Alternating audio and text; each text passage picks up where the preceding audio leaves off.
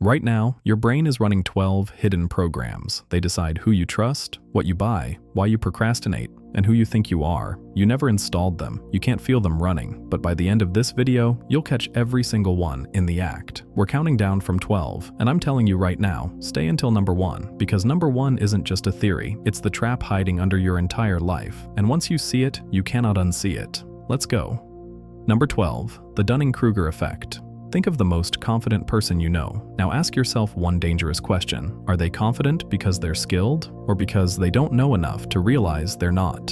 In 1999, two psychologists, David Dunning and Justin Kruger, tested people on logic, grammar, even their sense of humor. Then they asked everyone, how do you think you did? The people who scored at the bottom, around the 12th percentile, guessed they were at the 62nd. They weren't lying. They literally couldn't see the gap. Because here's the twist. The skills you need to be good at something are the exact same skills you need to realize you're bad at it. And it cuts the other way too. Truly skilled people underestimate themselves. Everything feels easy to them, so they assume it's easy for everyone. So remember this. The moment you feel absolutely certain about something you just started learning, that's the moment to slow down. Real experts say, it depends. Total confidence is usually chapter 1. Number 11, the spotlight effect. You wore the wrong thing to an event once, and you still think about it. Here's the brutal news. You're the only one who does. In the year 2000, psychologist Thomas Gilovich made students walk into a room full of people wearing a deeply embarrassing t-shirt. Afterwards, he asked the wearers how many people noticed. They guessed about half the room. The real number, not even a quarter. Everyone else was too busy doing the thing you do all day, thinking about themselves. Your brain makes you the main character of every scene, so it assumes you're a main character in everyone else's.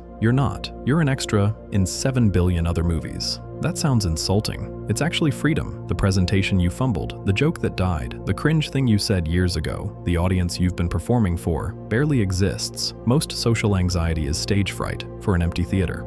Number 10, Hedonic Adaptation. Let me predict your future. Whatever you're convinced will finally make you happy. The salary, the car, the move will feel completely normal within months of getting it. In 1978, researchers compared two groups of people, lottery winners and accident victims who had been paralyzed. The result shocked everyone. Not long after, the lottery winners were barely happier than ordinary people, and the accident victims were nowhere near as miserable as everyone predicted. Both groups drifted right back to their baseline. This is hedonic adaptation, the treadmill under your whole life. Your brain doesn't measure how good things are. It measures how good things are compared to last month, and then it quietly resets the scale. Every win becomes the new normal. Every upgrade becomes invisible. You can't switch it off, but you can slow it down. Adaptation feeds on sameness. Variety and novelty starve it. It's why experiences beat possessions, and it's why gratitude actually works. It forces your brain to re-notice everything it filed under normal. Number 9. The Zeigarnik Effect. Why can you forget an entire semester of material, but not the one email you haven't answered? In the 1920s, psychologist Bluma Zeigarnik noticed something strange about waiters. They had perfect memory for orders that hadn't been paid, but minutes after the bill was settled, gone, completely erased. Her experiments confirmed it. Your brain holds every unfinished task in an open loop, pinging you again and again,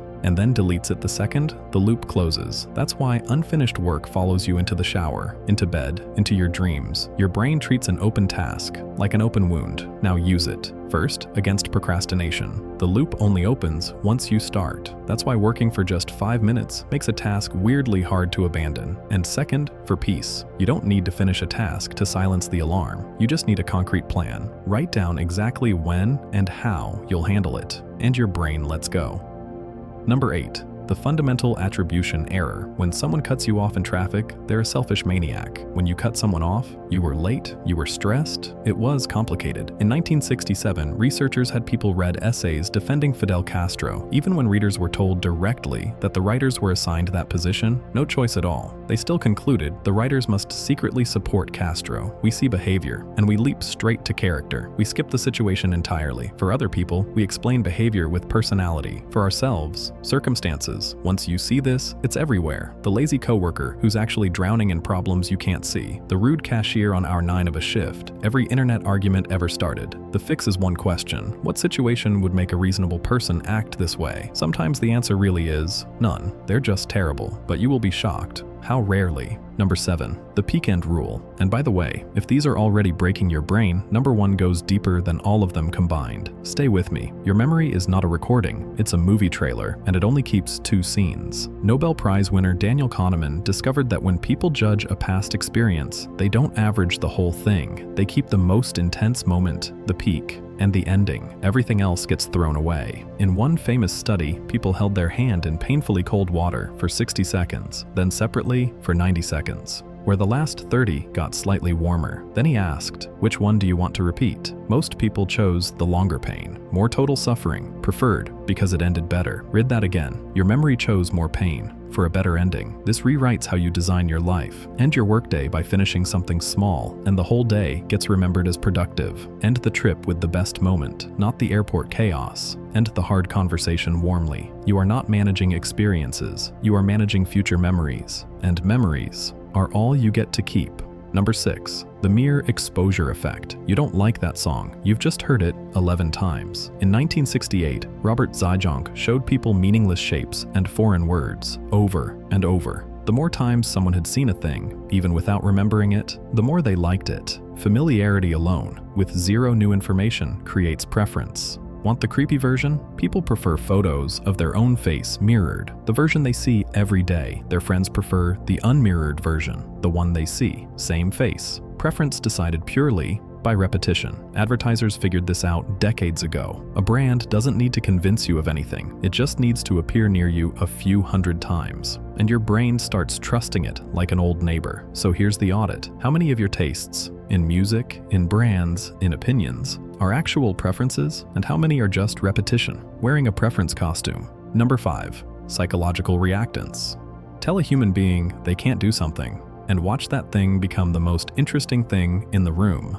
Psychologist Jack Brame named this in 1966. When people feel their freedom being threatened, they don't just resist, they start wanting the forbidden thing more than before, purely to prove they still can. It's why "don't press the button" is the world's most effective button-pressing instruction. It's why forbidden romance feels electric. It's why warning labels sometimes work as advertisements. And it explains almost every failed argument you've ever had. The moment you say, "you have to," the other person stops hearing the topic. Their brain drops everything to defend one thing: control, which is why the most persuasive sentence in existence might be, "It's completely your choice." Research keeps finding the same thing. Explicitly give someone the freedom to say no, and they become dramatically more likely to say yes. Control is what people are actually fighting for. Hand it over, and you win.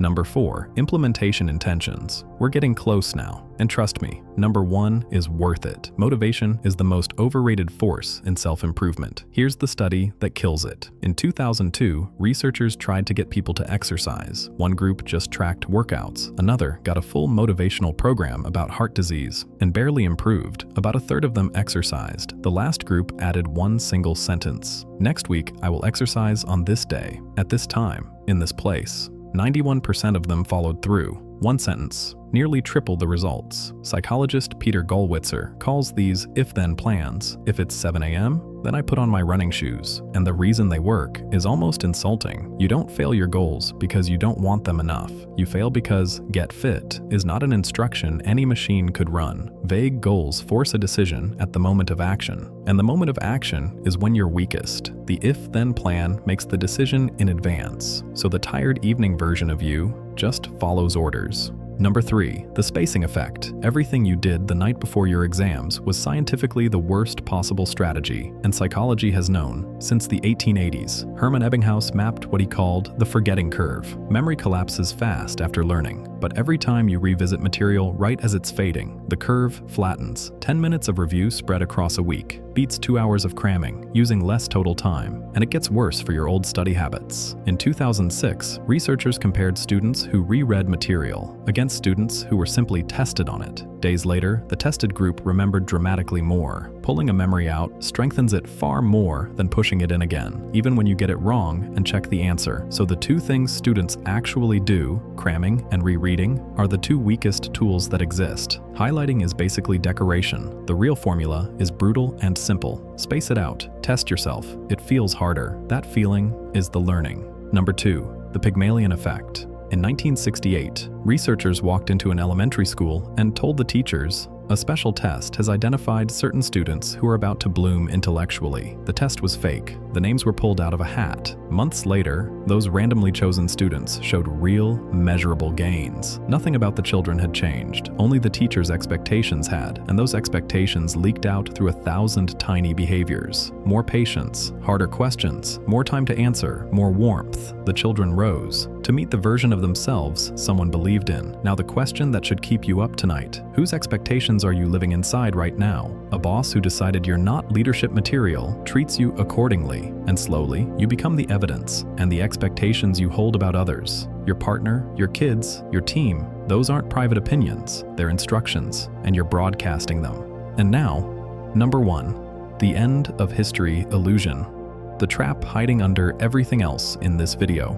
In 2013, Harvard psychologist Daniel Gilbert and his team surveyed around 19,000 people. And at every single age, they found the same bizarre glitch. People happily admitted they had changed enormously over the last 10 years. Different values, different taste, different priorities, practically a different person. And then those same people confidently predicted they'd barely change at all over the next 10. The 20-year-old knows the 15-year-old was a different person and swears the 30-year-old will be exactly like today. The 40-year-old does the same thing. So does the 60-year-old. Every human being alive walks around believing they have just now finished becoming themselves. They even measured it in money. People would pay far more to see their current favorite band 10 years from now than they'd pay today to see the band they loved 10 years ago. Here's why this one matters more than everything else you just heard. You make permanent decisions. Tattoos, careers, mortgages, grudges, signed by a person who won't be there when the bill arrives. You are not finished. You have never once been finished. Decide accordingly.